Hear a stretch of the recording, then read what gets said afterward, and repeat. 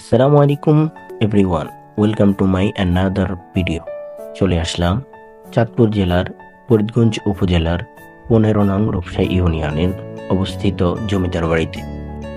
এই জমিদার বাড়িটি দেশের অন্যান্য জেলার বেশিরভাগ জমিদার বাড়িই অযত্ন থাকলেও, অবহেলায় থাকলেও এই রূপসা জমিদার বাড়িটি এখনো প্রায় আগের মতোই আছে।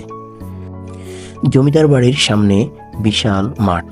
জমিদার বাড়িতে ইট দিয়ে তৈরি করা মোট 3টি ভবন রয়েছে। এর মধ্যে একটি হচ্ছে মূল ভবন, যা আপনারা দেখতে পাচ্ছেন। আরেকটি হলো বাম পাশে এবং আরেকটি মূল ভবন পিছনে। এছাড়াও রয়েছে ডেউটিন দিয়ে তৈরি করা 3টি ঘর। এবং জমিদার বাড়িতে ঢোকার পথে ডান পাশে আছে জমিদার বাড়ির একটি মসজিদ এবং বাড়ির কবরস্থান এবং একটি গাঁট বাঁধানো একটি বিশাল পুকুর ও জমিদার বাড়ির প্রবেশের দ্বার।